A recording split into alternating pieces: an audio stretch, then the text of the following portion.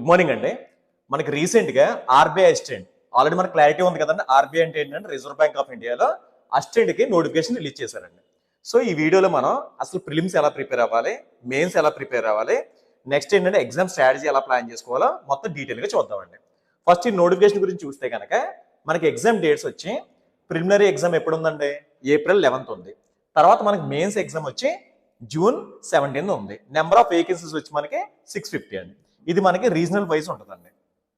అంతేకాని మనకి ఏంటంటే కనుక స్టేట్ వైజ్ అలా ఇవ్వడండి. సో ఇది ప్యాటర్న్ అండి. ఇక్కడ మీరు కొంచెం అబ్జర్వ్ చేస్తే కనుక ప్రిలిమినరీ ఎగ్జామ్కి మెయిన్స్ ఎగ్జామ్కి మధ్యలో మనకి అరౌండ్ మనకి ఇచ్చిన డేట్ ఎంత అంటే కనుక ఒక 55 days మధ్యలో ఉన్నాయండి.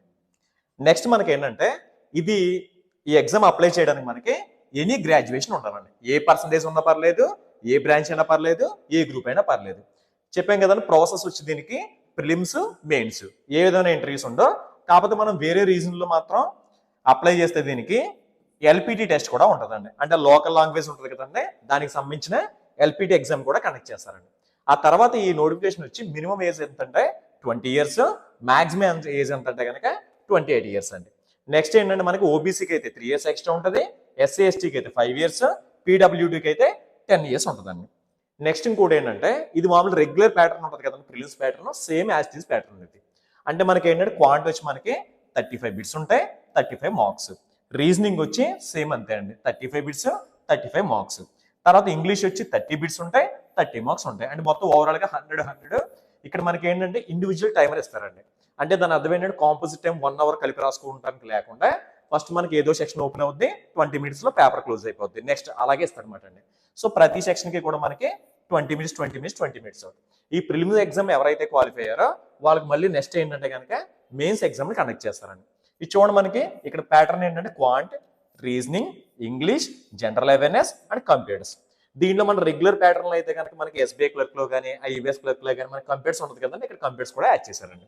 సో ఇక్కడ మనకి ఏంటంటే ప్రతి సెక్షన్కి కూడా సేమ్ నెంబర్ ఆఫ్ క్వశ్చన్స్ సేమే 40. తర్వాత ప్రతి దానికి కూడా మనకి నెంబర్ ఆఫ్ మార్క్స్ ఏంటంటే 40. కానీ డ్యూరేషన్ ఏంటంటే డిఫరెంట్గా ఉంది. ఈ మూడింటికి అయితే మనకి క్వాంట్, రీజనింగ్, ఇంగ్లీష్కి అయితే కనుక 30 minutes ఇచ్చారు. ఆ మిగతా రెండు ఏవైతే ఉన్నాయో ఆ రెండు అంటే జనరల్ అవేర్నెస్ మనకి 25 marks ఇచ్చాడు, కంప్యూటర్స్ మనకి 20 minutes ఇచ్చాడండి. నెక్స్ట్ దీంట్లో ఎవరైతే క్వాలిఫై అయ్యారో వాళ్ళకి మనకి డైరెక్ట్గా పోస్ట్ చేస్తారు. కాకపోతే దీని స్ట్రాటజీ మీరు ఎలా ప్లాన్ చేసుకోవాలంటే ఫస్ట్ కొంతమంది దీంట్లో ప్లాన్ చేసుకోవాల్సింది ఏంటి, దీంట్లో తక్కువ పోస్టులు ఉన్నాయి అప్లై చేయొచ్చా లేదా, లేకపోతే మీరు ప్రీవియస్ కట్ ఆఫ్లు చాలా ఎక్కువ ఉంటాయండి. రీజన్ ఏంటంటే నెంబర్ ఆఫ్ పోస్టులు తక్కువ ఉన్నాయి కాబట్టి కట్ ఆఫ్లు ఎక్కువ ఉంటాయి. ఫస్ట్ ఈ ఎగ్జామ్లో అప్లై చేయడం వల్ల ఇప్పుడు మీరు కొంతమందికి ఏంటంటే ప్రిలిమ్స్ ఎగ్జామ్ కంప్లీట్ చేశారండి, అప్పుడు మెయిన్స్ ఎగ్జామ్కి వెళ్తారు కదండి. నెక్స్ట్ ఇప్పుడు అప్కమింగ్ ఎగ్జామ్స్ ఏవైతే ఉన్నాయో ఆల్రెడీ మనకు తెలుసు కదా, ఈ సంవత్సరం మనకి క్యాలెండర్ రిలీజ్ చేశారు కదండి.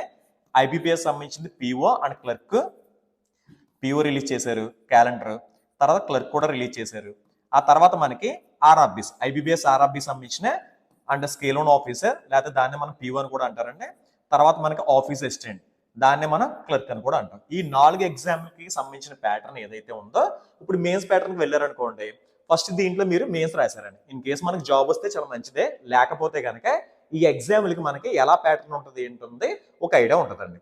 అంతేగాని మీరు ముందర ఏంటంటే అసలు ముందర ఇది ప్రిలిమ్స్ అవ్వదు మెయిన్స్ రాదు మాత్రం అప్లై చేయడం మానేకండి. ఎందుకంటే కనుక ఏ ఎగ్జామ్ రాసినా సరే నెక్స్ట్ దానికి వరుసగా ఎగ్జామ్స్ ఉన్నాయి కదండి. దీని తర్వాత దీనికన్నా ముందర మేబీ ఏంటంటే SBI PO and SBI clerk notification కూడా ఉంటాయండి. సో అందుకే మీరు ఏంటంటే ఈ ఎగ్జామ్ని కొంచెం స్ట్రిక్ట్గా తీసుకుని రాసుకోండి. తర్వాత ఇంకొకటి ఏంటంటే మధ్యలో మనకు ఆల్రెడీ చెప్పాం కదండి 55 days మాత్రమే గ్యాప్ ఉంది.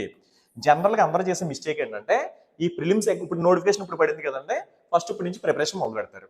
ఆ మొదలు పెట్టిన తర్వాత ఇక్కడ నుంచి హార్డ్లీ మనకి ఒక 2 months కూడా లేదనుకోండి, అవదేమో, లేకపోతే ఇక్కడ నుంచి ఇక్కడ 2 months గ్యాప్ కూడా లేదు ఇక్కడ అవదేమో, ఇది కాదండి. ఫస్ట్ మీరు ఏంటంటే నోటిఫికేషన్ రావడానికి ముందే మీ ప్రిపరేషన్ అనేది స్టార్ట్ చేసుకోవాలండి. అంటే దాని అర్థం ఏంటి, నాకున్న నాలెడ్జ్ ప్రకారం అయితే మీరు ఎలా ప్లాన్ చేసుకోవాలంటే ఇప్పుడు మీకు ఒక నోటిఫికేషన్ వస్తుంది అనుకోండి, ప్రిలిమ్స్ ఫస్ట్ నోటిఫికేషన్ ఇస్తారు కదండి.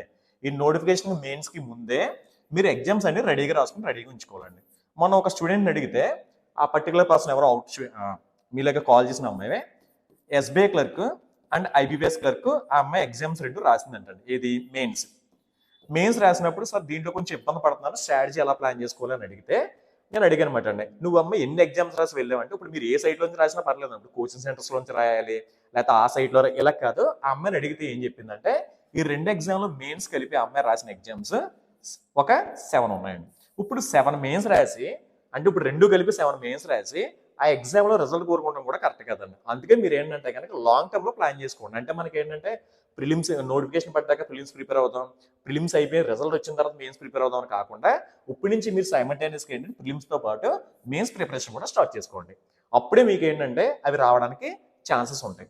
తర్వాత మీకు ఈ నోటిఫికేషన్ గురించి ఏమైనా డౌట్స్ ఉన్నా, నెక్స్ట్ మేబీ ఏంటంటే కనుక ఎలా ప్రిపరేషన్ చేయాలి ఇవి ఏమైనా డౌట్స్ ఉన్నా సరే ఈ నెంబర్కి మీరు వాట్సాప్ చేయండి ఆర్ కాల్ చేయండి. నెక్స్ట్ మీకు ఏంటంటే కనుక ఇక్కడ మీకు ఆల్రెడీ ఏంటంటే కనుక ఈ యూట్యూబ్ ఛానల్ ఉంటుంది కదండి, దీంట్లో మీకు ఏమైనా సరే డౌట్స్ ఉంటాయి అంటే ఏంటంటే పర్టికులర్ ఎగ్జామ్ డౌట్స్ ఉన్నా సరే కామెంట్స్ అయినా పెట్టండి. ఆ తర్వాత మీకు ఏమైనా ఇంకా ఏమైనా వీడియోస్ కావాలన్నా సరే కామెంట్ పెడితే కనుక నేను తర్వాత వీడియోస్ చేస్తాను. Okay, thank you.